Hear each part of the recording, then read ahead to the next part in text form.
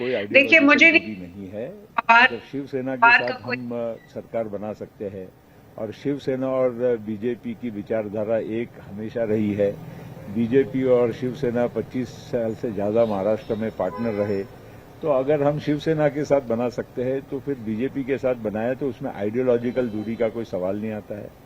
नागालैंड में हमने एनडीए को ऑफिशियल समर्थन दिया हुआ है, इसलिए कोई वहां पर कोई ऐसी बात, हम कोई आइडियोलॉजिकल बात नहीं, हमने हमारी पार्टी को एक यहाँ स्टेबिलिटी महाराष्ट्र की सरकार को रहे, अच्छी सरकार चले, महाराष्ट्र का डेवलपमेंट हो। और आज मोदी जी के नेतृत्व में जो देश में जिस तरह से काम हो रहा है, विकास का काम हो रहा है, लोकप्रियता उनकी है, देश में विदेश में भारत का नाम ऊंचा है, रोशन हो रहा है, तो ऐसे वक्त में हमने केवल ये छोटी मोटी बातों को लेकर दूरियां बनाना, और ऑपोजिशन की आप देख रहे हैं कि किस तरह से जो हालात है, ऑपोजिशन की यूनिटी कितनी संभव है, ऑपोजिशन की यूनिटी में कितनी दरारें हैं, ये सारी बातें आप देख रहे हैं। कांग्रेस के भी नेतृत्व में आप देखते हैं राहुल गांधी एक और वो नेता भी है और नेता नहीं भी है, कौन चला रहा है, पार्टी कैसे चल रही है, जो मुख्य में विपक्षी दल अगर देखा जाए तो इसकी यह हालत है। मैं पटना की मीटिंग में गया था, मुझे मालूम है वहां पटना में कितने अलग अलग तरीके की भाषाएं और बातें वहां हो रही थी, और इसलिए मेरा कहना है कि हमने जो निर्णय लिया है पार्टी के तौर पर सामूहिक एक अच्छा निर्णय लिया है, महाराष्ट्र के हित में, देश के हित में, और एक अच्छे नेतृत्व के साथ काम करने की। कितने विधायक, कितने सांसद साथ में? हमारी पूरी पार्टी एक साथ। शरद पवार साहब को पता है इस बारे में? तो प्रफुल्ल पटेल थे जो बता रहे थे कि पूरी पार्टी इस वक्त तुम्हारे उनके साथ में है, और विपक्षी एकता की बात जो विपक्षी पार्टियां कर रही हैं, इनका कहना है कि ये खुद गए थे पटना की मीटिंग में, और पटना की मीटिंग में जब इन्होंने देखा कि अलग अलग सुर है, सारी पार्टियां, विपक्षी पार्टियां अलग अलग सुर में बात कर रही हैं, और जहां तक आइडियोलॉजिकल डिफरेंस की बात है तो साफ है कि इनका कहना है, साथ इनके साथ जो नेता है उनका भी यही कहना है कि जब शिवसेना के साथ सरकार बनाई जा सकती है, शिवसेना भी उसी तरीके की सोच रखती थी जैसे कि भारतीय जनता पार्टी, तो फिर भारतीय जनता पार्टी के साथ क्यों नहीं सरकार बनाई जा सकती। प्रफुल्ल पटेल को आप सुन रहे थे अभी, और प्रफुल्ल पटेल आज मंत्री तो नहीं बने हैं, वो सांसद हैं, और उन्होंने कहा कि जब हम शिवसेना के साथ सरकार बना सकते हैं तो फिर एनसीपी को बीजेपी के साथ आने में क्या दिक्कत है। मतलब वो खुद ही कह रहे हैं कि इसमें कोई आइडियोलॉजिकल बैरियर नहीं है। इसके अलावा देखिए, उन्होंने ऑपोजिशन की जो यूनिटी है, विपक्षी एकता पर भी आज बात की। उन्होंने कहा मैं तो खुद उस बैठक के अंदर मौजूद था, 23 मई वाली बैठक जो पटना में हुई, 23 जून वाली। उन्होंने कहा मैं वहां खुद अंदर था, मैंने देखा वहां तरह तरह की कैसी बातें हो रही थी। तो इस विपक्षी एकता का भी कोई मतलब नहीं है। राहुल गांधी का भी उन्होंने नाम लिया और कहा जब देश आगे जा रहा है और हमें पार्टी भी मजबूत करनी है तो फिर अजीत पवार ने पार्टी के भविष्य को देखते हुए यह फैसला लिया है। और यह भी बार बार कह रहे हैं कि पूरी पार्टी एक साथ है। शरद पवार पर बोलना नहीं चाहते, इसका मतलब कि वाकई शरद पवार जो हैं उन्होंने वो अलग थलग इस वक्त पार्टी में पड़े हुए हैं, और जो भी लोग निकल करके बाहर आए हैं वो ये सोच करके आए हैं कि शरद पवार अगर साथ नहीं है हमारे तब भी हमें फर्क नहीं पड़ता, और ये मान कर आए हैं कि पार्टी हम हैं, पार्टी हम ही है। ऐसा नहीं है कि हम पार्टी तोड़ रहे हैं। अब जो हमारे साथ नहीं है वो पार्टी से अलग है। एनसीपी ने पार्टी के नाम पर, पार्टी के तौर पर बीजेपी के साथ सरकार में आने का फैसला किया है। अब यह तय करना है जो लोग बाकी बाहर छूट गए, जो शरद पवार हैं, कि उन्हें क्या करना है। दूसरी ओर शरद पवार कह रहे हैं कि मेरे जितने विधायक गए, अब पार्टी मेरे साथ है कि नहीं, पार्टी का नाम मेरे साथ है कि नहीं, यह तो जनता तय करेगी। और आप देखिए बिल्कुल वही हो रहा है, उसी पैटर्न पर है जो शिवसेना के साथ हुआ था, उद्धव ठाकरे के साथ हुआ था। उद्धव ठाकरे की नाक के नीचे से 40 विधायक लेकर एकनाथ शिंदे चले गए, मुख्यमंत्री बन गए, बाद में पार्टी भी उनकी हो गई, पार्टी का नाम और निशान भी उनका हो गया।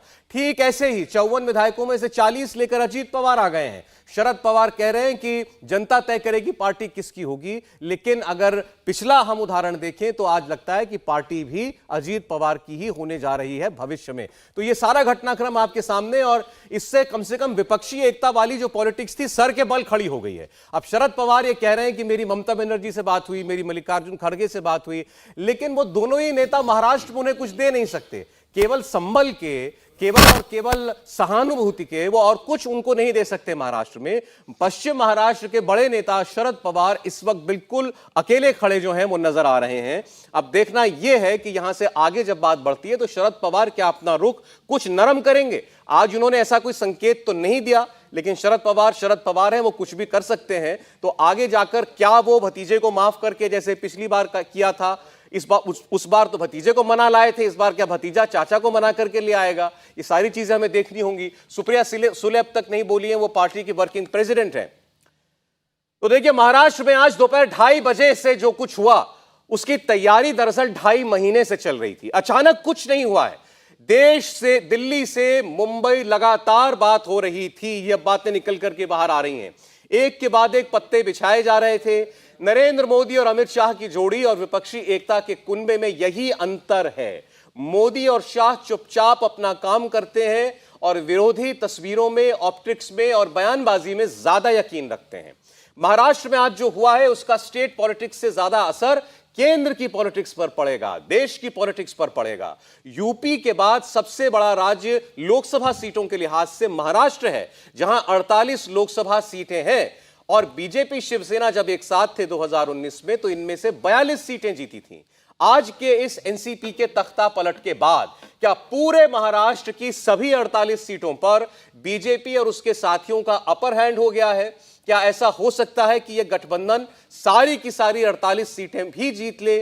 महाराष्ट्र बीजेपी के लिए एक बहुत बड़ी चुनौती राज्य में बनी हुई थी। सामने एनसीपी, उद्धव ठाकरे शिवसेना और कांग्रेस पार्टी का महाविकास अघाड़ी जो था, वो वाकई एक मजबूत चुनौती पार्टी को दे रहा था स्टेट में। लेकिन आज एनसीपी में जो तख्ता पलट हुआ है, जो सेंधमारी की है अजीत पवार ने, उसके बाद महाराष्ट्र में बीजेपी की राह काफी आसान दिखाई दे रही है। अब आपको महाराष्ट्र की पूरी इनसाइड स्टोरी बताते हैं। 29 जून को अमित शाह, देवेंद्र फडणवीस, एकनाथ शिंदे, इन तीनों की मुलाकात होती है नई दिल्ली में। नई दिल्ली में महाराष्ट्र की पूरी स्क्रिप्ट लिखी गई। देवेंद्र फडणवीस ने 29 जून को ही कहा, अगली गुगली हमारी होगी, और वो गुगली पड़ गई और शरद पवार क्लीन बोल्ड हो गए। शरद पवार पटना गए तो सुप्रिया सुले भी साथ गई। यही प्रफुल्ल पटेल जो आज साथ आ गए अजीत पवार के, ये भी साथ गए थे। पवार के वहां जाते ही अजीत पवार ने पार्टी के बाकी नेताओं से बात करना शुरू किया। अजीत पवार ने पार्टी के तमाम सीनियर लीडर्स को अपने साथ मिलाया, विधायकों को अपने साथ लिया। 23 जून को 9 नेता अजीत पवार के साथ आ चुके थे। अब ये जानकारी हम आपको दे सकते हैं। 23 जून तक अजीत पवार के साथ 9 नेता थे और 29 जून को सुबह सुबह अजीत पवार ने नेता प्रतिपक्ष की कुर्सी छोड़ दी, जो आज उन्होंने बताया है। 29 जून को शाम को एकनाथ शिंदे, अमित शाह, देवेंद्र फडणवीस ये एक साथ बैठते हैं, इनकी मीटिंग होती है। 29 जून को ही अजीत पवार ने ऐलान भी कर दिया। शरद पवार के पास 48 घंटे इसके बाद बाकी थे आज तक के बीच में उन्होंने कुछ नहीं किया, पार्टी बचाने के लिए कुछ नहीं किया। वो शायद इस गुमान में रहे कि पार्टी नहीं टूटेगी, अजीत पवार जाएंगे भी तो उनके साथ बमुश्किल चंद लोग जाएंगे।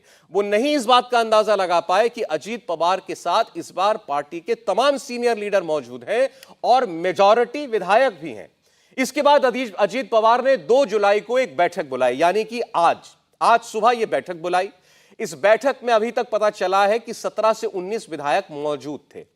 इसी बैठक में पार्टी की वर्किंग प्रेसिडेंट और शरद पवार की बेटी सुप्रिया सुले भी पहुंचती हैं, मतलब उन्हें सब मालूम था क्या हो रहा है। अजीत पवार की बैठक में सुप्रिया सुले आती हैं, उनकी मौजूदगी में विधायकों की परेड कराते हैं अजीत पवार। सुप्रिया सुले अजीत पवार से बात करती हैं और उस मीटिंग से बाहर निकल जाती हैं। ये सब आज दोपहर तक का घटनाक्रम है। और एक तरफ सुप्रिया सुले निकलती हैं बाहर और अजीत पवार भी रवाना हो जाते हैं 9 लोगों को साथ लेकर, जिनको मंत्री बनना है, उन्हें राजभवन लेकर के जाते हैं।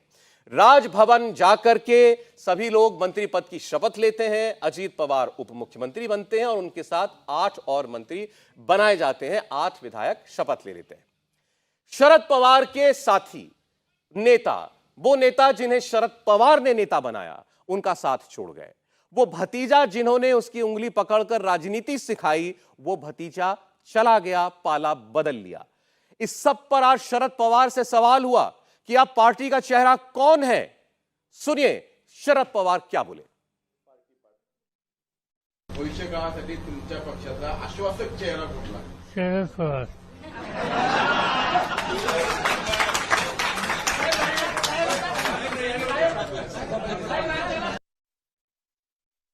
उन्होंने कहा पार्टी का चेहरा मैं हूं, शरद पवार। ये शरद पवार का जिस तरीके से हाथ उठाना है वो क्या बता रहा है? शरद पवार में अभी राजनीतिक दमखम बाकी है क्या? यहां से भी ये हारी हुई बाजी भी शरद पवार पलट सकते हैं क्या? वो बार बार कह रहे हैं 3-4 दिन में देखिए होता है क्या। क्या 2019 में जिस तरह अजीत पवार वापस आ गए थे, क्या अभी भी शरद पवार वैसा ही कुछ उम्मीद कर रहे हैं? अभी भी उन्हें लगता है कि जो नेता गए हैं, जो विधायक गए हैं, ये उनके कहने पर वापस आ जाएंगे? वो दावा कर रहे हैं कि आज भी विधायक मेरे साथ हैं। ये जो विधायक दस्तखत करके अजीत पवार के साथ गए हैं, इनकी मुझसे भी बात हुई है आज सुबह। जिन नेताओं ने शपथ ली है उनके बारे में आप सोचिए। छगन भुजबल नासिक से, यवगला से आते हैं, ओबीसी समाज के बड़े नेता, प्रदेश के उप मुख्यमंत्री रहे हैं, शिवसेना से एनसीपी में आए थे, शरद पवार के बड़े खासम खास हैं, ओबीसी वोट बैंक का एक बड़ा चेहरा माने जाते हैं। इनके अलावा आपको बता दें कौन कौन अब छोड़ गया साथ शरद पवार का। दिलीप वलसे पाटिल होम मिनिस्टर थे महाराष्ट्र के, वो भी साथ छोड़ गए। दिलीप वलसे पाटिल पुणे से आते हैं, अंबेगांव के विधायक हैं, मराठा हैं, गृह मंत्री रह चुके हैं, पहले शरद पवार के पीए भी हुआ करते थे। सोचिए कितना करीबी रिश्ता है। विधानसभा के स्पीकर रह चुके हैं, पुणे जिले में अच्छी पकड़ रखते हैं। तो एक एक महाराष्ट्र में इलाकों में जहां जहां कोई होल्ड था एनसीपी का, वहां के सारे नेता। हसन मुशरिफ कोल्हापुर से आते हैं, ईडी की जांच में घेरे में हैं, मुस्लिम समाज का बड़ा नेता भी हैं और शरद पवार के करीबी माने जाते रहे।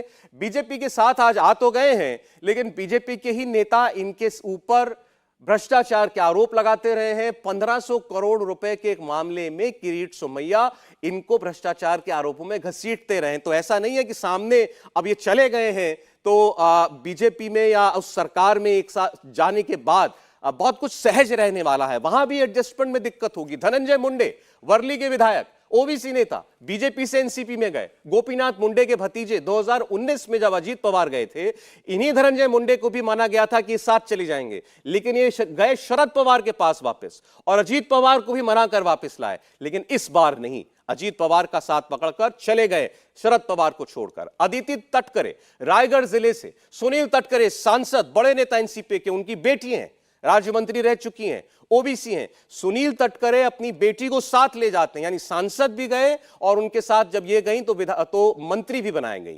धर्मराव आत्राम आदिवासी विदर्भ का बड़ा चेहरा, पहले भी मंत्री रहे, गढ़चिरौली के अनेरी से विधायक हैं, आदिवासियों के बड़े नेता हैं, यानी कि विदर्भ में भी अब एक बड़ा चेहरा मिल गया भारतीय जनता पार्टी को, कम से कम उनके कुनबे को, एनडीए को। संजय बंसोड़े अजीत पवार के करीबी राज्य मंत्री रह चुके हैं, लातूर के उदगीर से विधायक हैं, दलित समुदाय से आते हैं। तो आप देखिए, चाहे सामाजिक वर्ग हो, चाहे महाराष्ट्र के अलग अलग क्षेत्र हो, सब जगह से नेता एनसीपी का साथ छोड़ करके गए। जलगांव के अमलनेर से विधायक जो हैं वो भी जो है अब साथ चले गए हैं। और इस तरीके से आप देखिए, अब शरद पवार अलग थलग और अकेले पड़ते हुए तो दिखाई दिए, लेकिन आगे कुछ क्या सस्पेंस बाकी है, चर्चा शुरू करते हैं। हमारे साथ इस वक्त शहजाद पूनावाला जुड़ने वाले हैं भारतीय जनता पार्टी से, महेश चौहान साहब एनसीपी से हमारे साथ हैं, आरएन दुबे जी शिवसेना उद्धव वाला साहब ठाकरे पार्टी से हमारे साथ हैं, देवेंद्र पराशर हमारे पॉलिटिकल एडिटर वो हमारे साथ हैं। चौहान साहब के पास चलेंगे सबसे पहले।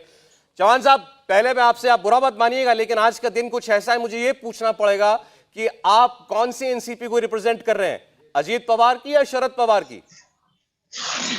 देखिए, बिल्कुल मैं शरद पवार जी के साथ हूँ। आदरणीय शरद पवार साहब हमारे नेता है, वो हमारे एनसीपी के राष्ट्रीय अध्यक्ष है और सुप्रिया सुले जी जो कार्यकारी अध्यक्ष है वो भी हमारे साथ है और हम उसी खेमे के है और रहेंगे। लेकिन अब बचा कौन आपके साथ? जैसा मैंने भी नाम पढ़े, सारे senior leader sir, Ajit Pawar, Chhagan Bhujbal, Dilip Walse Patil, Praful Patel, Sunil Tatkare, Dhananjay Munde, Hasan Mushrif, Anil Patil, सारे लोग तो छोड़ गए।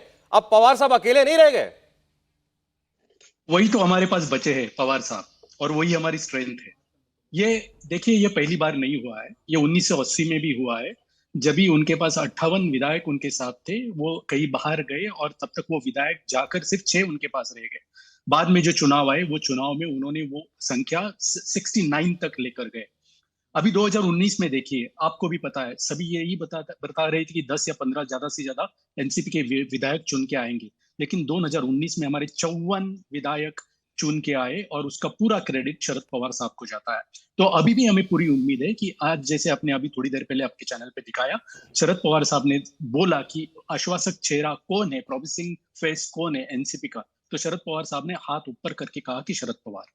तो हमारा उनके क्षमता पर, उनके कर्तृत्व पर हमारा आगे क्या होता है, आगे क्या होता है चौहान साहब, चलिए वो तो हम लोग देखेंगे। लेकिन शरद पवार साहब ने भी कहा था, मैंने 2019 में गुगली डाली थी, इसमें बीजेपी फंस गई, मैंने एक्सपोज कर दिया था बीजेपी को कि ये सरकार बनाने के लिए कुछ भी कर सकते हैं। तो आज गुगली उनके सामने डाली बीजेपी ने, बोल्ड नहीं हुए आज शरद पवार? तो आप, पहला तो मैं आपका शुक्रिया अदा करना चाहूंगा कि आपने ये मान लिया कि ये जो किया है बीजेपी ने किया है, ये गुगली बीजेपी ने डाली है। तो हम यही कहते हैं कि अगर किसी, आप देखें इसमें प्रफुल्ल पटेल साहब, अजीत पवार, दिलीप वलसे पाटिल, हसन मुशर्रफ और ये 4-5 जो नेता है, इन पर ईडी की जांच चल रही है। तो ये जो गुगली डाली गई, वो किसी का अगर डर दिखा के या इन्वेस्टिगेशन के या जांच के जरिए अगर वो गुगली डाली गई है, तो आप सोचिए अगर ऐसे डरा धमका कर वो लोगों को अपने पास लेके जाते हैं तो वो गलत बात है। जैसे कि आज की प्रेस कॉन्फ्रेंस में शरद पवार साहब ने ओपनिंग स्टेटमेंट ये किया था कि जिनको मोदी जी से लेकर बीजेपी के कई नेतागण जिनको भ्रष्टाचारी कहते थे, वो नेतागण को आज उन्होंने अपने पार्टी में लेकर, अपने पार्टी के साथ जोड़कर उन्होंने ये साबित कर दिया कि वो भ्रष्टाचारी नहीं थे। तो राष्ट्रवादी के नेता भ्रष्टाचारी थे, ये जो आरोप वो इतने सालों से करते आए, वो आज खुद ने ही उन्होंने मान लिया कि ये लोग भ्रष्टाचारी नहीं है। अगर वो भ्रष्टाचारी होते तो वो जो बीजेपी अपने साथ जोड़ कर नहीं लेती। अगर भ्रष्टाचारी थे और फिर भी जोड़ कर लिया है, तो बीजेपी का इरादा क्या है? ये सवाल हम जनता के पास, ठीक है, ये सवाल तो बीजेपी से भी पूछा जाएगा। और आपकी बात कुछ हद तक सही भी है कि बहुत से नेताओं पर इल्जाम है भ्रष्टाचार के, अब वो सरकार में भी साथ होंगे। अब लेकिन सर देखिए, सवाल तो ये है कि पार्टी किसकी? प्रफुल्ल पटेल और अजीत पवार दोनों ये कह रहे हैं कि हम पार्टी हैं, एनसीपी साथ आई है एनडीए के, कोई हमारा कोई अलग गुट नहीं है, एनसीपी ने फैसला लिया है। सौरव जी, आपका बिल्कुल सही है, विधायक गए हैं, लेकिन कितने विधायक गए अभी तक प्रूव नहीं हुआ है। ये उन्हें प्रूव करना पड़ेगा। आपको भी पता होगा 54 या 53 हमारे जो विधायक है, उसमें से 2/3 अगर उनके पास जाएंगे तो मेजोरिटी होगी। और 40 कह रहे हैं वो, 40 विधायक नहीं, वो कह रहे हैं, लेकिन वो प्रूव भी करना पड़ेगा ना। अभी तक प्रूव नहीं हुआ है, इसके लिए मेरे ख्याल से 2-3 दिन जाएंगे। अभी दूसरी बात, विधायक और संगठन, ये दो बात अलग है। सिर्फ विधायक ये पार्टी नहीं होती। हम पूरे दावे के साथ कहते हैं कि अगर विधायक गए भी होंगे, उनका नंबर कितना है, आंकड़ा कितना है, ये 2 दिन आपको शिवसेना के अनुभव से क्या डर नहीं लगता? शिवसेना के साथ भी तो यही हुआ, एकनाथ शिंदे के साथ पार्टी भी गई, पार्टी का निशान भी गया। सौरव जी, बिल्कुल डर नहीं लगता। शिवसेना की बात करें तो कल अगर आपने शिवसेना का मोर्चा देखा होगा, तो आपको उसके मोर्चा में जितने लोग पार्टिसिपेट हुए थे, वो नंबर देख के आपको पता चला होगा कि उनके साथ कितने लोग हैं। हम भी तो यही कह रहे हैं, विधायक गए, सांसद गए, तो भी जनता और हमारा काडर, हमारा संगठन, हमारा पूरा संगठन हमारे साथ है, ये दावे के साथ हम कह सकते हैं और हम ये साबित करके रहेंगे। अनंत विजय जी भी स्टूडियो में हमारे साथ हैं, सीनियर जर्नलिस्ट। अनंत जी, स्वागत है आपका। अनंत जी, क्या महाराष्ट्र में जो हुआ ये शरद पवार साहब का चेकमेट है, या अभी जैसे महेश चव्हाण साहब कह रहे हैं कि भाई ले गए होंगे विधायक, पार्टी हमारे साथ है, जनाधार हमारे साथ है, शरद पवार हमारे साथ है? वो ठीक कह रहे हैं, लेकिन शरद पवार जी का ये पुराना फॉर्मूला है जो नागालैंड में भी उन्होंने कहा था, उन्हीं की बात को ये चौहान साहब दोहरा रहे हैं। नागालैंड में भी उनके बीजेपी के साथ उन्होंने समर्थन दिया उनके विधायकों ने, तो उन्होंने कहा पार्टी अलग होती है, विधायक अलग होता है। तो ये पुरानी बात है। लेकिन आज जो महाराष्ट्र में घटनाक्रम हुआ, उसको बीजेपी से जोड़ने से ज़्यादा जरूरी इस बात को देखना है कि एनसीपी क्यों चली गई, और एनसीपी पूरी की पूरी पार्टी चली गई। और अभी तक के हिसाब से शरद पवार जी के साथ सिर्फ जयंत पाटिल, अनिल देशमुख, जितेंद्र आव्हाड 3 ही नेता दिखाई दे रहे हैं जो प्रमुख नेता हैं। बाकी तो उनके कार्यकारी अध्यक्ष प्रफुल्ल पटेल तक चले गए वहाँ, और उनका जो दावा है 40 विधायकों का। और मुझे ये लगता है सौरभ जी कि ये सारा कुछ शरद पवार जी की जानकारी में और मौन सहमति से हुआ है, क्योंकि विधायकों की बैठक में 2 बार सुप्रिया सुले भी पहुंची थी, जो बैठक विधायकों की हो रही थी। जी हाँ, बिल्कुल जी। तो ये सारे तो शरद पवार झूठ बोल रहे हैं क्या? नहीं, झूठ नहीं बोल रहे हैं, लेकिन शरद पवार जी ने अपनी प्रेस कॉन्फ्रेंस में इस ओर इशारा किया। उन्होंने कहा कि मुझे खुशी है कि एनसीपी सरकार में शामिल हो गई। इस खुशी का क्या मतलब है? इस खुशी का मतलब तो समझना पड़ेगा जो जनता मराठी को। में बोल रहे थे, हम पूरी बात नहीं समझ पाए। मतलब अगर आप वो कॉन्टेक्स्ट बता दें जो हुआ। नहीं, हमें तो यही लगा कि शरद पवार जी से जब उन्होंने पूछा कि एनसीपी चली गई तो आपकी क्या प्रतिक्रिया है, तो उन्होंने कहा मुझे प्रसन्नता है, खुशी है। जो हिंदी तर्जुमा हम लोगों ने महाराष्ट्र के जर्नलिस्टों से बात करके समझा, वो यही कि मुझे खुशी है कि एनसीपी सरकार में शामिल हो गई। ये भी उन्होंने कहा कि यशवंतराव चौहान के उस पर वहां हम उनकी समाधि पर जाएंगे और देश का दौरा करेंगे। और एक और महत्वपूर्ण बात शरद पवार जी ने कही अपने प्रेस कॉन्फ्रेंस में, उन्होंने कहा मैं अदालत नहीं जाऊंगा। जो शिवसेना वाले घटनाक्रम से बिल्कुल उलट कही है शरद पवार जी ने कि मैं अदालत नहीं जाऊंगा, क्योंकि ऐसे मामले जनता की अदालत में लड़े जाते हैं, मैं जनता की अदालत में जाऊंगा।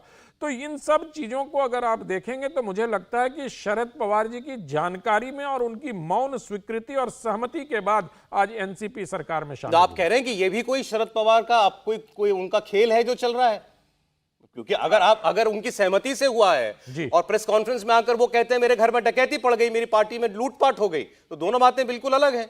उन्होंने रॉबरी शब्द इस्तेमाल किया। अब रॉबरी शब्द कह रहे हैं, लेकिन आज आप याद करिए सौरभ जी, अगर पिछली बार जब सुबह 6 बजे अजीत दादा पवार ने वो शपथ ली थी, उसके बाद जो शरद पवार की प्रेस कॉन्फ्रेंस थी और उसमें जो उनका बॉडी लैंग्वेज था, या स्वर्गीय अहमद पटेल के साथ जो उन्होंने प्रेस कॉन्फ्रेंस की थी उसमें जो उनकी बॉडी लैंग्वेज थी और आज के बॉडी लैंग्वेज में आपको फर्क नजर आएगा। तो बहुत सारी चीजें राजनीति में कही नहीं जाती, लेकिन जो सूत्र और जो संकेत उनके प्रेस कॉन्फ्रेंस से मिल रहे हैं, या सुप्रिया सुले का 2 बार उस बैठक में जाना, प्रफुल्ल पटेल का शपथ ग्रहण समारोह में मौजूद रहना, प्रफुल्ल पटेल का प्रेस कॉन्फ्रेंस में अजीत पवार के साथ बैठना, ये सारी चीजें बहुत कुछ संकेत कर रहा है। और मुझे लगता है कि शरद पवार ने अपना रिटायरमेंट प्लान बहुत अच्छा से सेट कर दिया कि उनके बच्चे हर जगह पे सेट। एक बात उन्होंने बहुत स्पष्टता के साथ कही, उन्होंने कहा मैं बीजेपी के साथ नहीं जाऊंगा, ये भी उन्होंने साथ बोला। लेकिन जो बात आपने बॉडी लैंग्वेज वाली की, बार बार देवेंद्र वो भी बात कह रहे हैं कि उनके अंदर वो गुस्सा नहीं दिखाई दिया। वो अगर उनके साथ धोखा हुआ, कपट हुआ, तो जो चेहरे पर आना चाहिए था वो कुछ उनके चेहरे से जाहिर नहीं हो रहा था। बिल्कुल सौरभ, दुनिया में मुझे लगता है कि एक पहली तस्वीर ऐसी दिखी होगी, कोई व्यक्ति आके ये कहे कि मेरे घर में डकैती हो गई है और हंसते हुए बता रहा हो, बहुत खुश होकर बता रहा हो। दूसरी चीज को अगर आप देखें तो जो हमारे सोर्सेज हैं वो ये बता रहे हैं कि पिछली बार जब अजीत पवार एनसीपी से अलग होकर सुबह उन्होंने शपथ लिया था, तो अजीत पवार के ऊपर सबसे ज्यादा और बड़ा प्रेशर जानते हैं किस चीज का था? वो इस बात का नहीं था कि शरद पवार पॉलिटिकली उनके ऊपर कुछ कर रहे थे, बल्कि जो फैमिली प्रेशर था वो अजीत पवार के ऊपर सबसे ज्यादा था। अजीत पवार के ऊपर माना जाता है कि बेसिकली वो एकदम से फैमिली पर्सन है, और ऐसी स्थिति में शरद पवार की पत्नी ने जब उनको फोन करके डांटना शुरू किया कि ये तुम क्या कर रहे हो, ये तुमने क्या कर दिया, वो अजीत पवार के ऊपर बहुत बड़ा दबाव था। दूसरा सिम्टम आप देखें, प्रफुल्ल पटेल का साथ पटना जाना, छगन भुजबल का ये कहना कि कुछ दिन पहले शरद पवार उनसे कह चुके हैं और उनके बाकी नेताओं के साथ भी कह चुके हैं कि अपोजिशन चाहे जितनी भी यूनिटी दिखा रहा हो, 2024 में आएंगे तो मोदी ही प्रधानमंत्री, उन्हीं को बनना है। क्या शरद पवार पटना से लौटने के बाद उन्होंने यही बात प्रफुल्ल पटेल को बताई? अन्यथा प्रफुल्ल पटेल, जो कि सिर्फ एक विधायक या एक सांसद नहीं है जैसा कि एनसीपी के प्रवक्ता कह रहे हैं, वो आपके कार्यकारी अध्यक्ष हैं। अजीत पवार सिर्फ एक विधायक नहीं है, बल्कि उनको आपने अपने विधायक दल का नेता बनाया है। और ये सारे व्यक्ति अगर अचानक अलग हट रहे हैं तो इसमें कोई दो राय नहीं कि पूरी एनसीपी ही अलग हट रही है। क्या शरद पवार अब आज के बयान से कम ऐसा नहीं लगा कि वो ये फायर दिखा रहे हैं कि उन्हें एक झटका लगा है और इस झटके से उभरने के लिए आगे आने वाले दिनों में वो बहुत मेहनत करने वाले हैं? आनंद दुबे जी भी हमारे साथ, शिवसेना उद्धव बाला साहब ठाकरे गुट से। देखिए, आज कहा जा रहा है कि अजीत पवार एकनाथ शिंदे पार्ट 2 हैं, बिल्कुल वही घटनाक्रम। वो 40 विधायक लेकर गए, ये भी 40 विधायक ले जाने का दावा कर रहे हैं। उन्होंने कहा पार्टी हमारी है। आज अजीत पवार भी कह रहे हैं पार्टी मेरी है, मैं ही पार्टी हूं, पार्टी का ही फैसला है। बाजी बिल्कुल पलट गई। सौरभ जी नमस्कार। नमस्कार। देखिए, ऐसा है कि ये वही अजीत दादा पवार हैं जिन्होंने कल एक बयान दिया था कि 1 साल इस महाराष्ट्र राज्य की सरकार को हो गया है और देवेंद्र फडणवीस और एकनाथ शिंदे की नेतृत्व की सरकार एक असफल सरकार है, आज तक ऐसी सरकार हमने नहीं देखी। ये वही अजीत दादा पवार हैं जो शायद ही कोई दिन बीतता था जब पानी पी पी कर न कोसते हों कि महाराष्ट्र में जो बीजेपी और शिंदे की सरकार है ये अच्छा काम नहीं कर रही। अब अचानक हृदय परिवर्तन हो गया, अचानक लोग मंत्रिमंडल में जाकर राजभवन में शपथ ले लेते हैं। तो ये सारा जो खेल है, मैं तो कहूंगा ये जो खेला जिसे हम बंगाली भाषा में कहते हैं, इसके पीछे भारतीय जनता पार्टी और महाशक्ति है। महाशक्ति ने बहुत सारे कलंक अपने ऊपर लिए हैं। आज एक कलंक और सही, अब उन्हें शायद मजा आता है, उन्हें बहुत पसंद है कि लोगों के बीच में जाके फूट करना। एक तरफ कहते हैं हमारे नेता मोदी जी पूरे विश्व में लोकप्रिय हैं, भारत में सबसे ज्यादा लोकप्रिय हैं। दूसरी तरफ तोड़कर, फोड़कर, छीना झपटी करके लोगों को अपने पास लाना और उनको अपने साथ लेकर मजबूती दिखाना। तो हम यही नहीं समझ पा रहे हैं कि ये कहना क्या चाहते हैं। जब से महागठबंधन बनी हुई है महाराष्ट्र में या महाविकास बनी हुई है, उसी दिन से परेशान थे, तड़प रहे थे कि कैसे इसमें फूट डाली जाए, कैसे इसे तोड़ा जाए, क्योंकि वो कहीं कोई कह रहा था 400 पार, कोई कह रहा था 300 पार। इन्हें लग रहा था कि 200 के पार भी कैसे जाएंगे यदि हम ये तोड़ फोड़ वाली राजनीति शुरू नहीं करेंगे। आज उन्होंने कर दिया, लेकिन सर मैं तोड़ फोड़ ही कर दी। अब आपको लगता है कि 300 पार का जो इनका दावा है पूरा हो पाएगा? नहीं नहीं नहीं नहीं, सुनिए तो 48 सीटें हैं ना महाराष्ट्र की। मैं वही कह रहा हूं कि देखिए, सबसे बड़ी अदालत है जनता की अदालत।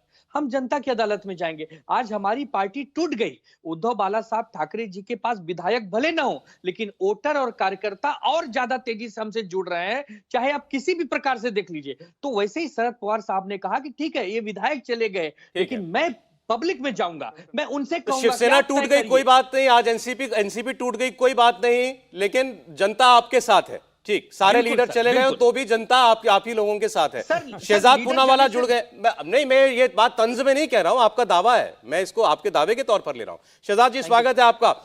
शहजाद साहब, देखिए, अभी महेश चौहान साहब एनसीपी से हैं, दुबे साहब हमारे साथ शिवसेना से हैं, उद्धव शिवसेना से।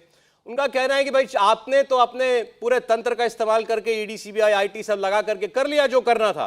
पवार साहब खड़े हैं, अभी पवार साहब भी खड़े हैं, उद्धव ठाकरे भी खड़े हैं, और जनता हमारे साथ है, दिखा देंगे चुनाव में।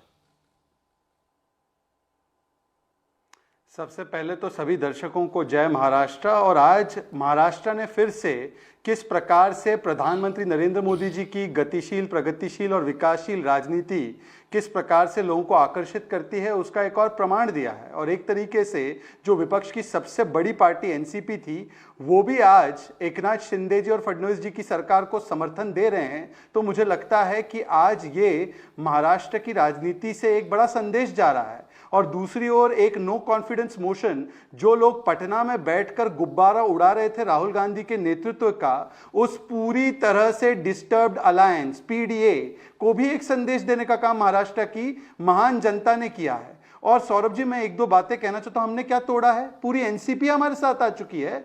अरे, नेता प्रतिपक्ष आया है, वहां के चीफ विप आए हैं, वहां की पार्टी के कार्यकारी अध्यक्ष आए हैं, उसके ज्यादातर विधायक हमारे साथ हैं। तो मुझे लगता है आज तो शरद पवार जी बगावत कर रहे हैं। और देखिए, बगावती तो वो पहले भी रहे हैं। 1978 में बगावत किसने की थी? वसंत दादा पाटिल के साथ 38 एमएलए लेकर। और 1998 में बगावत किसने की थी? तो आज तो मैं कहूंगा कि आज शिवसेना, भारतीय जनता पार्टी और एनसीपी तीनों मिलकर महाराष्ट्र को विकास की ओर ले जा रहे हैं। और जो बगावती नेता है वो अलग थलग बैठे हुए हैं। बगावत तो शरद पवार कर रहे हैं अपनी पार्टी से। अरे, पार्टी शरद पवार की थी, लेकिन वो तो सब लोग कहते हैं शरद पवार साहब के हाथी के पांव में सबका हाथ होता है ना। सौरभ जी, पार्टी किसी एक व्यक्ति की बपौती होती है या एक व्यक्ति की जागीर होती है तो यह मुझे नहीं पता, पर लोकतांत्रिक ढांचे में यदि कार्यकारी अध्यक्ष प्रफुल्ल पटेल, यदि नेता प्रतिपक्ष और लीडर ऑफ ऑपोजिशन एनसीपी की ओर से अजित पवार जी, यदि वहां के चीफ विप, वहां के ट्राइबल नेता, वहां की महिला नेता, वहां के ओबीसी के नेता, Dilip Walse Patil founding member, Ajit Pawar founding member, ये सभी लोग अगर हमारे साथ है और ज्यादातर विधायक हमारे साथ है तो पार्टी हमारे साथ है ना। चलिए, अच्छा ठीक है, ये भी मान लेते हैं, लेकिन ये बताइए कि इसी पार्टी को तो मोदी साहब अभी भोपाल से गिना रहे थे ना कि ये भ्रष्टाचारी पार्टियां, परिवारवादी पार्टियां केवल अपना भ्रष्टाचार छुपाने के लिए, अपने बेटा बेटी को आगे बढ़ाने के लिए ये लोग एक हो रहे हैं। उसमें एनसीपी का भी नाम लिया था ना। सौरभ जी, यदि इतना बड़ा भ्रष्टाचार का चार्ज होता तो एक व्यक्ति को एमवीए का नेता प्रतिपक्ष बनाया जाता, उस व्यक्ति को कार्यकारी अध्यक्ष बनाया जाता। और मुझे बताइए, दिलीप वलसे पाटिल पर कौन सा चार्ज है? कौन सा चार्ज है अदिति तटकरे पर? कौन सा चार्ज है भगवंत राव जी पर, जो ट्राइबल नेता है? और जयंत पाटिल पर चार्ज है, वो तो अभी भी शरद पवार जी के साथ है। अच्छा छोड़िए, वो महाराष्ट्र में अभी अभी देवेंद्र जी हमारे साथ है, पराशर जी, वो बारीकी से देखते हैं। वहां पर 12,000 करोड़ का स्कैम हुआ है, jumbo scam, jumbo Covid centre का, सीएजी ने बताया है। उसके सारे जो नेतागण है जो स्कैम में शामिल है वो तो शरद पवार जी के साथ है। आपने सारे नाम गिना दिए कन्वीनियंटली, आपने अजीत पवार का ही नाम नहीं लिया। अजीत पवार के ऊपर किसी स्कैम का आरोप है कि नहीं है? वॉशिंग पाउडर, मैंने तो प्रथम पंक्ति में कहा कि मैंने तो प्रथम पंक्ति में कहा सौरभ जी, यदि अजीत पवार इतने ही भ्रष्टाचारी नेता थे तो उनको पूरे गठबंधन का नेता प्रतिपक्ष बनाकर क्यों बैठाया था? ये जवाब दे ना। कल तक वो चमत्कारी, आज वो भ्रष्टाचारी। जब तक इनके साथ थे ये भ्रष्टाचारी नहीं मानते थे, आप मानते थे। आज आपके साथ आ गए तो आप भ्रष्टाचारी नहीं मानते, ये बोलते हैं। जनता को बेवकूफ बना रहे हैं। पटेल, सौरभ जी, हमारी पार्टी ने हमेशा कहा है कि यदि किसी व्यक्ति के खिलाफ कोर्ट का कोई आदेश प्रोसेस आता है तो उसको स्वीकारना चाहिए। लालू जी 4 बार कन्विक्टेड है। सोनिया गांधी, राहुल गांधी को बेल दिया गया है पर उनके चार्ज डिस्चार्ज नहीं हुए, पर छगन भुजबल को डिस्चार्ज मिला है 2021 में। मैं झूठ बोल रहा हूं? जेल में किसने डाला? छगन भुजबल थे उनके ऊपर, छगन भुजबल को जेल कौन ले गया था? डिस्चार्ज दिया, उसके बाद उनको कोर्ट ने डिस्चार्ज दिया, तो उसको नहीं स्वीकारे क्या? ठीक है, अगर वो भ्रष्टाचारी थे तो अभी तक रखा क्यों था? उनको तो बड़े पद पर बैठाया था। अच्छा दुबे साहब क्यों रखा था? बोलिए दुबे जी। सौरभ जी, महाशक्ति से पूछिए कि हसन मुश्रीफ जी का नाम सुना है, जिन्होंने आज मंत्रिमंडल में मंत्री बनने की शपथ ली। ये वही हसन मुश्रीफ जी हैं जिनके ऊपर किरीट सोमैया कोई दिन ऐसा नहीं जाता जब आरोप नहीं लगाते हैं। वहां तक पहुंच गए, उनके गांव तक पहुंच गए, मारामारी करने की नौबत पे आ गए। आप बताइए, ये हसन मुशर्रफ पर जो आरोप लग रहे हैं वो सही है या गलत है? सौरभ जी, मैं ये कह रहा हूं कि ऐसे ही आरोप मुझसे पूछ रहे हैं। हाँ जी, हाँ जी। ये आरोप हम नहीं लगा रहे हैं सौरभ जी, ये भारतीय जनता पार्टी लगा रही है। तो भारतीय जनता पार्टी के प्रवक्ता यहाँ बैठे हुए हैं, महाशक्ति, उनसे पूछिए कि आरोप सही है कि गलत है।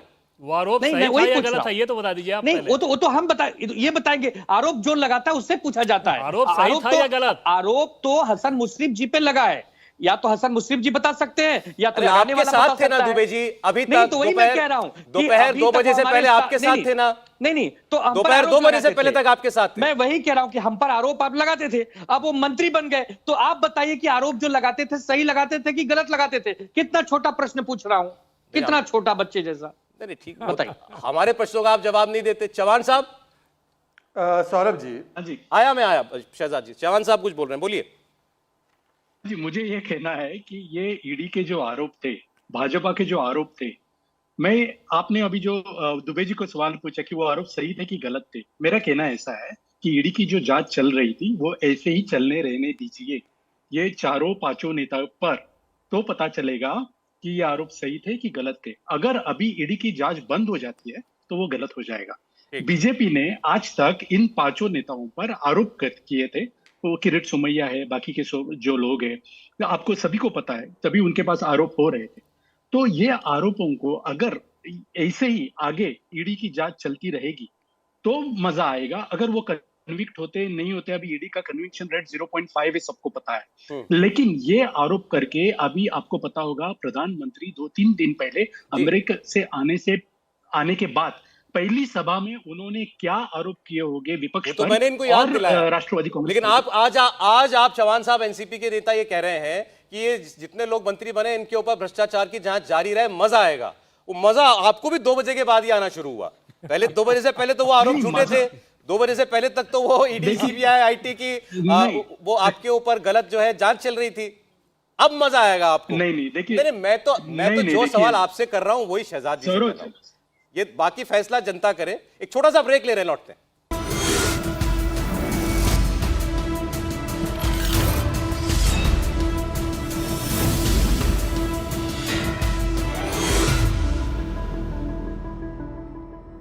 स्वागत है, आप देख रहे हैं कुरुक्षेत्र। मेहमान बने हुए हमारे साथ शहजाद पूनावाला साहब, महेश चौहान जी एनसीपी से, आनंद दुबे जी शिवसेना, उद्धव बाला साहब ठाकरे से, अनंत विजय जी हमारे साथ हैं, सीनियर जर्नलिस्ट, हमारे पॉलिटिकल एडिटर देवेंद्र पराशर जी। शहजाद पूनावाला साहब पहले ही शुरुआत में कुछ पॉइंट करना चाह रहे हैं, कुछ कहना चाह रहे हैं, बोलिए शहजाद जी।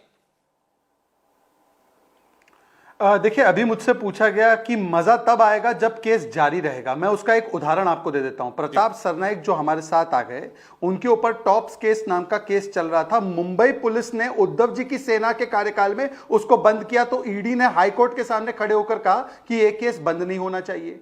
और मैं पूछना चाहता हूं कि ईडी की विश्वसनीयता क्योंकि आज स्थापित हो चुकी है, सौरभ जी आपके शो पर आपको साधुवाद है, तो क्या ईडी का केस जैसे हसन मुश्रिफ पर साइट किया जा रहा है, तो जयंत पाटिल पर भी ईडी का केस है, वो वेंडेटा है या वो केस सही है, आज वो भी बता दे। और तीसरी बात, शरद पवार जी ने अभी एक हाल ही में किताब का उनका विमोचन हुआ था, लोक माझे संगति। उस लोक माझे संगति के किताब में उन्होंने उद्धव जी से कहा था कि उद्धव जी की कार्यक्षमता नहीं थी, उनकी असक्षमता थी, जिसकी वजह से उनकी पार्टी में टूट फूट पड़ी। तो उसी पैमाने पर तो ये शरद पवार जी को भी तो अप्लाई होगा ना। उनके स्तर जब एनालिसिस करते हैं उद्धव जी का, तब वो उनकी नाकामी थी, और जब वो अपना एनालिसिस करते हैं तो भाई बीजेपी का तंत्र यंत्र था। हमारा इस पूरे प्रकरण में कोई लेना देना नहीं। आप बताइए, क्या मुंबई और दिल्ली में जो बैठकें हुई वहां पर अजीत पवार का अपमान हुआ नहीं हुआ? क्या हमने करवाया? अच्छा चलिए छोड़िए, जो अभी उनके हम पार्टी निकल गई है महागठबंधन से बिहार में, उसमें हमारा क्या लेना देना था भाई, बोलिए। और जो वहां पर जो बगावती सुर आप और कांग्रेस के बीच चल रहे हैं, या टीएमसी वर्सेस कांग्रेस चल रहा है, या कांग्रेस वर्सेस लेफ्ट केरल में चल रहा है, उसमें हमारा क्या लेना देना है? भारतीय जनता पार्टी नरेंद्र मोदी जी के नेतृत्व में केवल देश को विकास के पथ पर ले जाने का अजीत पवार ने सबको बनाया पार्टी में, चलो अब हमारा यहाँ कोई काम नहीं, हमको बीजेपी के साथ सरकार में शामिल होना चाहिए। वो आना चाहते थे, ये मान लेते हैं। गाड़ी तो आपने भेजी थी ना?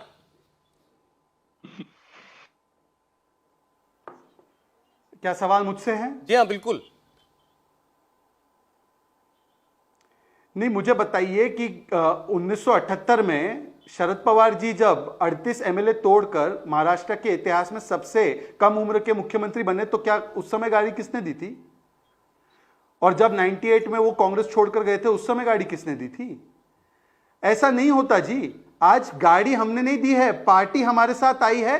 गाड़ी जो उद्धव सेना और कांग्रेस की किराए की गाड़ी है, उसमें यदि शरद पवार जी बैठ रहे हैं तो उनको चिंतन करना चाहिए। उद्धव जी ने हमारे साथ मोदी जी और फडणवीस जी के नाम पर वोट लिया, फिर पूरी पार्टी ले गए वो कांग्रेस के पास जो बाला साहेब ठाकरे जी की मूल विचारधारा के खिलाफ था। बिल्कुल। तो वहां से पार्टी उनके चंगुल से हटकर हमारे साथ शिवसेना आ गई, तो वो गए हैं बगावत करके। नहीं, मैं देखिए शहजाद साहब से बगावत की, आपने जो अभी प्रकरण पूरा पुराना याद दिला दिया, मैं तो केवल उसी को अंडरलाइन कर रहा हूं, केवल यही बात मैं कर रहा हूं कि आपके साथ चुनाव साथ में लड़कर 20-25 साल की आपकी साझेदारी तोड़कर उद्धव ठाकरे चले गए, और उनकी सारी जिंदगी जिनके खिलाफ रहे, जिनके खिलाफ बाला साहब ने पार्टी बनाई, उनके साथ उन्होंने पार्टी मिलाकर के सरकार चलाई। ऐसे ही तब उनको कोई एतराज नहीं हुआ। आज आप जिसके खिलाफ लड़ते रहे, जिस विचारधारा के खिलाफ, वो एनसीपी आपके साथ हो गई, तो आपको भी कोई एतराज नहीं है। हासिल क्या इसका मतलब यह कि विचारधारा डज नॉट मैटर, आइडियोलॉजी का कोई मतलब ही नहीं है, ना आपके लिए मतलब है ना इनके लिए मतलब है। सरकार में कोई कैसे रहेगा ये साबित करना है बस। अनंत विजय जी, देखिए आइडियोलॉजी का मतलब अब बहुत नहीं रह गया है। मुझे लगता है कि वोट लेने के समय आइडियोलॉजी की बात या पार्टी की जो बैठकें होते हैं उसमें आइडियोलॉजी की बात करना ठीक है। कुछ जो कैडर बेस्ड पार्टी हैं वो आइडियोलॉजी का वो चढ़ाकर अपने और अपने काडर को मजबूत करने का काम करती है, लेकिन जहां चुनावी राजनीति आ जाती है वहां सबसे पहले ये होता है येन केन प्रकारेण आप सत्ता में किस प्रकार पहुंचते हैं। और शरद पवार जी का ठीक शहजाद जी ने कहा था, लेकिन मैं थोड़ा सा उनसे असहमत हूं, शहजाद पूनावाला से। शरद पवार की सहमति से ये हुआ है, मेरा ये विश्वास दृढ़ है कि शरद पवार की मौन सहमति से उनकी पार्टी के लोग भारतीय जनता पार्टी और शिवसेना शिंदे गुट के साथ की सरकार में शामिल हुए हैं, और ये उनके व्यवहार से दिख रहा है। अभी एक थोड़ी देर पहले जितेंद्र आव्हाड को उन्होंने अपने पार्टी का चीफ व्हिप नियुक्त कर दिया शरद पवार जी ने। अब जिस पार्टी का कार्यकारी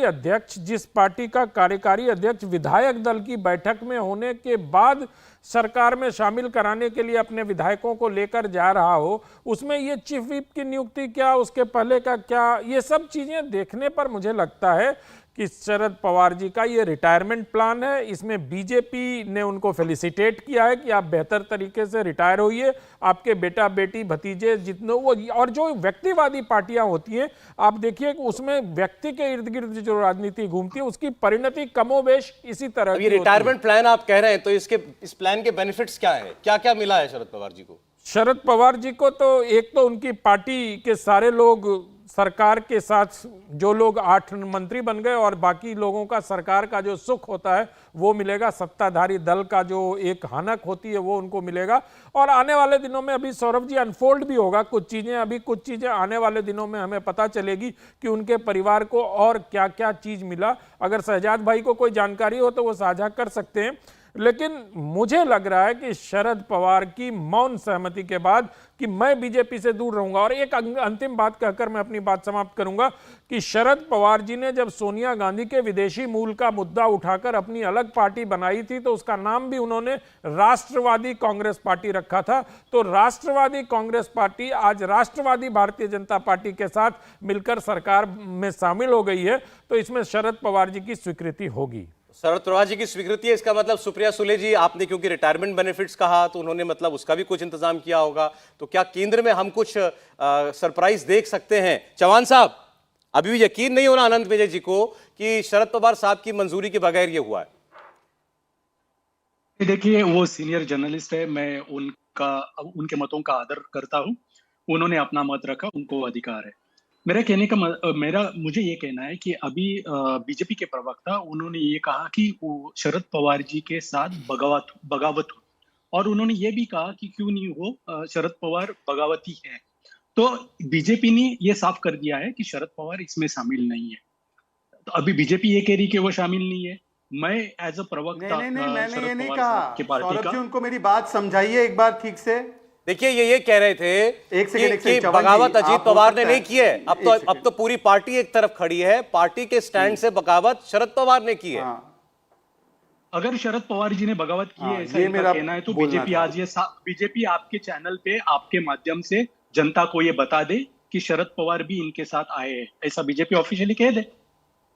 नहीं भाई, ये तो कह रहे हैं कि पूरी पार्टी एक तरफ इनके साथ आना चाहती थी सिवाय शरद पवार के। शहजाद पूनावाला ये कह रहे हैं, ये आनंद विजय कह रहे हैं कि बाद में शरद पवार भी आएंगे। नहीं, मैं ये तो वही तो मैं बोल देखिए, अगर सहमति है तो सहमति का तो यही मतलब है। सहमति से वो कांग्रेस के साथ जुड़े रहेंगे, वो भारतीय जनता पार्टी के विरोध का झंडा लेके जनता के बीच जाते रहेंगे, वो सब करते रहेंगे, क्योंकि उनके लंबे समय का उनका संघर्ष है। लेकिन उनकी सहमति से क्योंकि उनकी जो व्यक्तिवादी पार्टी होती है उसमें व्यक्ति के सहमति के बिना कोई कदम उठा ही नहीं सकता है। पिछली बार जब सुबह 6 बजे ये हुआ था तो शरद पवार जी ने जब स्टैंड लिया था तो सारे लोग वापस आ गए। इवन अजीत पवार ने उप मुख्यमंत्री का पद छोड़ के अपने वापस पार्टी में आ गए और उनको पार्टी में वापस शामिल किया। उन पर किसी प्रकार की कोई कार्रवाई नहीं हुई। उप मुख्यमंत्री बना दिया बाद में। हाँ, उप मुख्यमंत्री बना दिया जब वो सरकार बनी तो। हाँ, बोलिए शहजाद, बोलिए। सौरभ जी, मैं केवल आपसे एक रिक्वेस्ट करना चाहता हूं, आप असली एनसीपी के प्रवक्ता को इस डिबेट में बुलाइए। और चवन जी, क्योंकि शरद पवार जी के प्रवक्ता है तो शरद पवार जी की सहमति थी या नहीं थी यह सवाल उनसे पूछा जा सकता है, पर असली एनसीपी का प्रवक्ता अलग होगा, असली शिवसेना का प्रवक्ता अलग होगा। आनंद दुबे उद्धव सेना के हैं और चवन जी शरद कांग्रेस पार्टी के हैं फिलहाल, तो उनसे ये जरूर पूछा जा सकता है कि शरद जी की सहमति थी नहीं थी। ये मेरे पास इसकी जानकारी नहीं है। डिसाइड हो जाने दीजिए शहजाद जी, प्रतिक्रिया देने दीजिए। पार्टी का नाम सिंबल डिसाइड हो जाए। नहीं, ऐसा है, सुनिए, मुझे पार्टी का कार्यकारी अध्यक्ष कहां है, पार्टी का चीफ व्हिप, पार्टी का एलओपी, पार्टी के विधायक कहां हैं? वो आज फडणवीस शिंदे जी की सरकार को समर्थन दे रहे हैं। और कौन अलग है? उद्धव जी और कुछ लोग, गिनती के 5-6, शरद पवार जी और गिनती के 5-6, और कांग्रेस जो गिनती में 5-6 हैं। यही बाकी है। जवाब दे रहे हैं आपको चौहान साहब, बोलिए चौहान साहब। हाँ जी, अभी देखिए, ये तो ईडी के बाद अब ये चुनाव आयोग की भूमिका में भी गए इसके प्रवक्ता बीजेपी के। अभी ये डिसाइड करेंगे कि असली कौन नकली कौन। अभी इनके पास क्या प्रूफ है? अभी तक ये प्रूफ नहीं हुआ है। मैं यही कह रहा हूं, मैं दोहरा रहा हूं कि 2-4 दिन का समय शिवसेना का सिंबल किसको मिला? आयोग के पास मामला जाएगा। आप चुनाव आयोग की तरफ से बात करें कि बीजेपी के प्रवक्ता किसको मिला सिंबल? आप ये किसी ने किसको सिंबल दिया? एकनाथ जी को। तो आप बोलिए एकनाथ जी असली सुनिए, असली शिवसेना है। शायद आपको पता नहीं होगा शहजाद जी सुप्रीम कोर्ट ने क्या डायरेक्शंस दिए हैं विधानसभा को, विधानसभा अध्यक्ष को, ये आप पढ़िए और फिर डिबेट पर बैठिए, आपको पता चल जाएगा किसने कितनी गलतियां की है। उसके चवन ऊपर जी उन्होंने ऐसा उंगली है रखी कि है। मैं मैं छत्रपति शिवाजी की भूमि से हूं। मैं छत्रपति शिवाजी की भूमि से हूं। मुझे मत बोलना कि मुझे नहीं पता। मुझे सुप्रीम कोर्ट ने भी क्या बोला है और मेरे महाराष्ट्र में कौन सी राजनीति कहां पलट लेती है वो भी मुझे पूरी तरह से पता है चवन जी। पर मैं आपसे पूछना चाहता हूं कि बताइए कि कौन सा सिद्धांत था जिसके तहत आपने उद्धव सेना, जिसको आप श्री कृष्ण रिपोर्ट में मुंबई दंगों का सबसे बड़ा अपराधी मानते थे, उसके साथ गठबंधन कर लिया? क्या ये उसूलों का आपने हत्या किया नहीं किया? आपने सो कॉल्ड सेकुलरिज्म की हत्या की कि नहीं की? जिस कांग्रेस और एनसीपी ने पानी पी पी कर बाला साहब ठाकरे को गालियां दी, जेल में डाला, उनके वोटिंग अधिकार को निरस्त किया, उनके साथ आप जाने का दावा करते हैं? बताइए। 25 साल आप उनके साथ थे, जिनकी आप अभी बात कर रहे हो, 25 साल उनके साथ गठबंधन में थे आप। और आज भी हम शिवसेना के साथ। अच्छा, वही कह रहे तो हैं मैं बोल रहा हूँ कि हम तो शिवसेना के साथ हैं। के साथ आज भी है। आप ठाकरे साहब को शिवसेना से कंफ्यूज कर रहे हैं, उनका कहना ये है। ठाकरे साहब के पास अब शिवसेना नहीं है। लेकिन मुझे ये कहना है कि 25 साल वो ठाकरे साहब की शिवसेना थी ना, तभी ये उनके साथ थे। आज वो बाहर आ गए तो अब ये इनको श्री कृष्ण दुबे जी कुछ बोल रहे हैं, बोलिए दुबे जी, बोलिए। 25 साल दिखा। सौरभ जी, कागज पर भले ही हमारी पार्टी का नाम और चुनाव चिन्ह षड्यंत्र के तहत कुछ लोगों ने छीन लिया हो, लेकिन वास्तविक में जमीन पर हम ही शिवसेना है। ये हो गई पहली बात। दूसरी बात, रुझान आने शुरू हो गए। महाशक्ति को भी बता दीजिए, आपके रिपोर्टर मुंबई में है। एनसीपी का जो मुंबई का दफ्तर है, वहां पर जो बोर्ड लगा है, उसके ऊपर जिन लोगों ने आज मंत्रिमंडल में शपथ ली, उनके मुंह पे कालिक पोतने का कार्यक्रम शुरू हो गया है। चूंकि शरद पवार साहब पूना में है, जैसे वो मुंबई आते हैं, आप देखिए कि पूरे महाराष्ट्र से, देश भर से राष्ट्रवादी कांग्रेस पार्टी के कार्यकर्ता उनसे मिलने आने लगे हैं। तो दुनिया तय कर देगी कि कौन असली है, कौन नकली है। षड्यंत्र कर कुछ समय के लिए किसी को धोखा दे सकते हैं, लेकिन परमानेंट किसी को धोखा आप नहीं दे सकते। पूरी पार्टी शरद पवार साहब के साथ खड़ी है। ये एमपी अब देखिए, ये तो चुनावों में ही तय होगा। दुबे साहब, आप कह रहे हैं कि ये जो लोग गए आज साथ एनसीपी छोड़कर, उनके चेहरों पर कालिक पोती जा रही है पोस्टरों में। टीवी पर शुरू हो गया। ये तो जब एकनाथ शिंदे गए थे तब भी हुआ था, बाद में नाम निशान उनको मिल गया पार्टी का। तो जो पूर्व में हो चुका है, हम तो उसकी रोशनी में बात कर रहे हैं कि हो सकता है कि नाम निशान शरद पवार से भी छिन जाए, पार्टी का सिंबल मिल जाए अजीत पवार को। नाम और निशान हमें वापस मिल जाएगा। ये 16 लोग मुमकिन है, मैं इनकार नहीं कर रहा हूं। अब मैं तो अभी जो परिस्थिति है उसकी बात कर रहा हूं। अच्छा, यहां से मैं इस ओर बढ़ना चाहता हूं देवेंद्र, यहां से इस ओर बढ़ना चाहते हैं इस घटनाक्रम का, और जोड़कर देखें एकनाथ शिंदे का प्रकरण। क्या महाराष्ट्र में अगर कोई चिंता सामने दिखाई दे रही थी एनडीए को लोकसभा चुनाव की दृष्टि से, क्या वो अड़चन दूर होती हुई दिखाई दे रही है? शरद पवार भले अलग खड़े हैं और उद्धव ठाकरे भी अभी अलग खड़े हैं। बिल्कुल सौरभ, इसमें कोई दो राय नहीं कि लोकसभा चुनाव के लिहाज से बीजेपी के अंदर ये चिंता थी, और अजीत पवार का इस तरह से, न सिर्फ अजीत पवार का बल्कि एनसीपी का इस रूप में सामने आना बीजेपी गठबंधन को बहुत ज़्यादा मजबूत करेगा लोकसभा चुनाव के लिहाज से। दूसरी चीज़ सौरभ, कि आगे आने वाले दिनों में आप देखेंगे कि पहले अभी तक आपने शिवसेना देखा, एनसीपी दिखा, कांग्रेस पार्टी के कम से कम 2 बहुत बड़े नाम इस इंतजार में हैं कि बीजेपी के तरफ से कब उन्हें ग्रीन सिग्नल मिल जाए और वो बीजेपी ज्वाइन करना चाहेंगे। महाराष्ट्र के पॉलिटिक्स से मैं बात कर रहा हूं, और वो दोनों नाम सौरभ बहुत बड़े नाम हैं, जो कि जिस दिन वो आएंगे उस दिन वो हेडलाइंस बनेंगे, चर्चा चलेगी उस पर। उससे आप अंदाजा लगा सकते हैं कि वहाँ क्या स्थिति है। इसके अलावा अगर आप देखें तो 2024 लोकसभा चुनाव के लिहाज से सौरभ, एनडीए का कुनबा आगे आने वाले दिनों में अचानक से बहुत बड़ा नजर आना शुरू हो जाएगा, जिसकी शुरुआत आज से हो गई। टीडीपी ऑलरेडी बातचीत हो चुकी है, अकाली दल ऑलरेडी, उत्तर प्रदेश से ओम प्रकाश राजभर की पार्टी, बिहार से चिराग पासवान की पार्टी। तो वो जो नैरेटिव गढ़ने की कोशिश की जा रही थी कि अपोजिशन बहुत ज़्यादा यूनाइट हो गया है, बहुत सारे दल उसके साथ आ गए हैं, रियलिटी में ऐसा नहीं होगा। और इसमें आप सबसे बड़ी बात ये कह सकते हैं कि सारे टूट फूट के पीछे आप देखें तो प्रधानमंत्री नरेंद्र मोदी का ये करिश्मा किस प्रकार से है कि कोई भी व्यक्ति अगर उधर आ रहा है, अजीत पवार ने आज क्या कहा, प्रधानमंत्री नरेंद्र मोदी बहुत अच्छा काम कर रहे हैं इसलिए उनके साथ जाना चाह रहे हैं। हर बात में प्रधानमंत्री नरेंद्र मोदी का जिक्र करना बखूबी ये बताता है कि इन नेताओं को कम से कम इनकी नज़र में, मैं ये नहीं कह रहा कि 2024 में क्या होगा, इनकी नज़र में 2024 में क्या होगा वो ये बताता है। और वहाँ पर निश्चित तौर पे अपोजिशन के नेताओं को इस बात की चिंता होनी चाहिए। अब इंतजार इस बात का है कि केंद्र में मंत्रिमंडल का विस्तार अगर होता है, एनसीपी से कौन सा नेता उस बर्थ पे जाएगा। आपने 2 बड़ी खबरें दी। आपने कहा कि कांग्रेस पार्टी में अब अगली टूट होगी, ये हमको देखना पड़ेगा महाराष्ट्र में। और महाराष्ट्र में अगर कोई संकट दिख रहा था 2019 लोकसभा चुनाव की परफॉर्मेंस को दोहराने का, तो वो आज के घटनाक्रम से कम दूर हो गया। सहमत है आनंद जी? मुझे लगता है कि देवेंद्र जी ने बहुत महत्वपूर्ण बात कही, और जहां तक मेरी जानकारी उसमें एक पूर्व मुख्यमंत्री भी हैं। जो भारतीय जनता पार्टी वो तो हम नाम वो तो गिन सकते हैं, नाम मैं ले देता हूं आपके सामने, अशोक चव्हाण जी। तो ये सब ये ठीक है, और मंत्रिमंडल का विस्तार होगा तो मुझे तो बहुत, मैं मतलब मेरा जो आकलन कह रहा है, मुझे कोई किसी से बात नहीं हुई है, मैं तो जिस प्रकार से पैटर्न, पॉलिटिकल पैटर्न मूव करता है उसका अगर मैं एनालिसिस करता हूं, तो मुझे लगता है कि एनसीपी से भी जो ऐसे नाम होंगे जो शरद पवार को भी स्वीकार्य होंगे और वो चाहेंगे कि ये लोग मंत्रिमंडल में शामिल हों। शरद पवार साहब भी चाहेंगे? बिल्कुल चाहेंगे। उनकी स्वीकृति और उनकी सहमति के बिना एनसीपी चाहे असली, चाहे नकली, चाहे छोटी, चाहे बड़ी, उसमें कुछ हो नहीं सकता, क्योंकि वो पूरी पार्टी शरद पवार नाम की धुरी पर केंद्रित है। चलिए, अब क्योंकि इतनी चर्चा हुई है और आप ये मानने को तैयार नहीं है कि इसमें शरद पवार की सहमति नहीं है, तो उनकी सुपुत्री जो है सुप्रिया सुले जी, क्या कहीं उनका केंद्र में कोई एडजस्टमेंट, क्या इसके बारे में विचार चल रहा है, आपको लगता है? अभी कहना थोड़ी जल्दीबाजी होगी। एक आध दिन बाद हम लोग अगर कोई चर्चा करेंगे तो आपको मैं बता पाऊंगा कि सुप्रिया सुले, लेकिन जिस प्रकार से सुप्रिया सुले का दिल्ली में दिल लगता है और जिस प्रकार से उनके भारतीय जनता पार्टी के नेताओं से संबंध है व्यक्तिगत, मुझे लगता है कि कुछ पकड़ा होगा। और सौरभ, अगर दिल्ली में सुप्रिया सुले के फ्रेंड सर्किल की बात कर रहे हैं तो उसमें जो 4-5 बेहद करीबी नेता हैं वो लगभग सारे के सारे बीजेपी के नेता हैं, और वो वैसे बीजेपी के नेता हैं जो कि बीजेपी के एग्रेसिव लीडर जिन्हें माना जाता है रणनीति के लिहाज से। एग्रेसिवनेस की मैं जो बात कर रहा हूँ, अगर हाउस में भी एग्रेसिवनेस की बात कर रहा हूँ तो वहाँ पर रणनीति के लिहाज से, और वो सारे नेता सुप्रिया सुले के बेहद करीबी, इतने करीबी कि ऑलमोस्ट डेली कई घंटे इन लोगों का साथ गुजरता है, न सिर्फ पार्लियामेंट हाउस में बल्कि पार्लियामेंट से बाहर भी, और वहाँ पे कम से कम आइडियोलॉजिकल डिफरेंसेस तो नहीं है।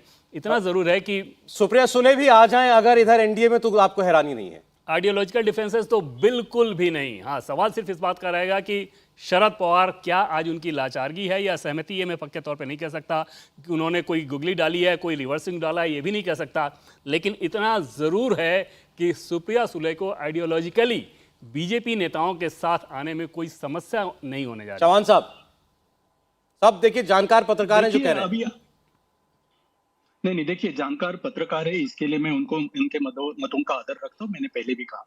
अभी मुझे सिर्फ एक सवाल इनसे पूछना है कि ये कह रहे हैं कि शरद पवार साहब के सम्मति से ये बाकी के सब नेता बीजेपी में गए, बीजेपी के साथ गए, तो जो बाकी है जैसे कि जयंत पाटिल साहब है, जैसे कि जितेंद्र आव्हाड है, वो क्यों नहीं गए, वो क्यों नहीं जा रहे? इनके ऊपर ये कुछ मुझे अगर मार्गदर्शन कर सकते तो मुझे भी अच्छा लगे। सर, आपके शरद पवार जी के साथ 3 नेता, अनिल देशमुख, जयंत पाटिल और जितेंद्र आव्हाड, जो 3 महत्वपूर्ण नेता हैं, वो ये 3 हैं।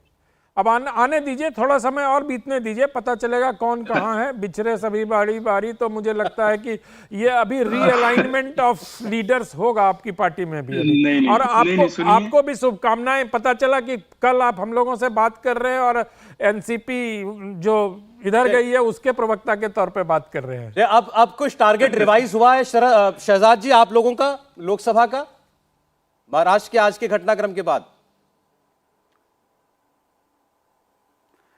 सौरभ जी, इससे पहले भी और इस आज के घटनाक्रम से पहले भी हम सबसे बड़ी पार्टी के रूप में उभरने वाले थे महाराष्ट्र में, और आज भी वही वस्तुस्थिति है।